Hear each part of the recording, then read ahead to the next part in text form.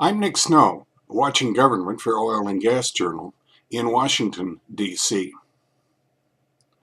The U.S. Department of Energy retained Denver-based Meagher Energy Advisors Incorporated on April 22nd to sell Naval Petroleum Reserve No. 3 in Wyoming, better known as Teapot Dome.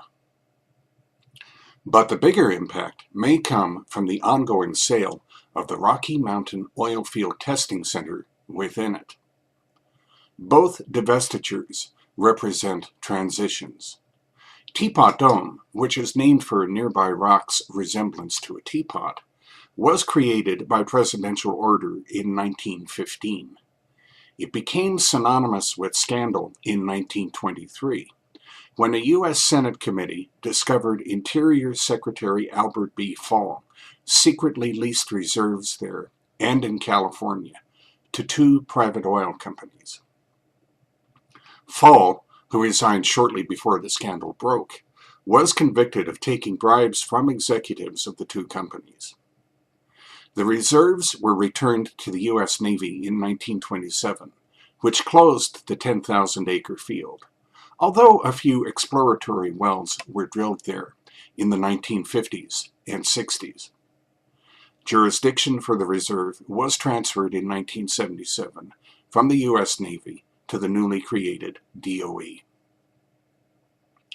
When an oil price plunge in the mid-'80s made major oil companies slash their research and development budgets and begin concentrating operations overseas, the industry sought federal support for more hands-on applied field technology which independents could use, according to an October 13th DOE article. It said, quote, "Commercial field testing began in 1995, and many new technologies and processes, with implications for drilling, production, enhanced recovery, and environmental protection, reducing costs, increasing efficiencies, and renewable energy development, have been tested and advanced in the time since," end quote. DOE said RMOTC provided a neutral, real-world test environment for innovative technology development, with both project risks and costs shared by partners over the years.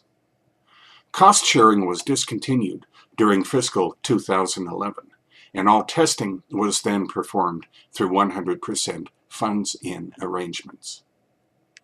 NPR3 generated $6.3 million in revenue during fiscal 2013, and production is expected to increase in 2014 as a result of continuing enhancement efforts, DOE said.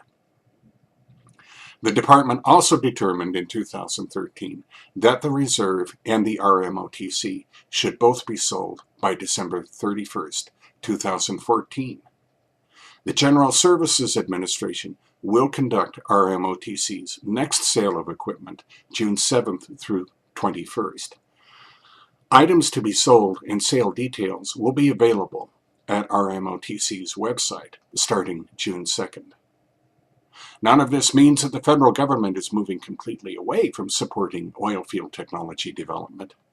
It will stay involved in basic research on oil, gas, and other forms of energy through its National Energy Technology Laboratories, Energy Secretary Ernest J. Moniz said.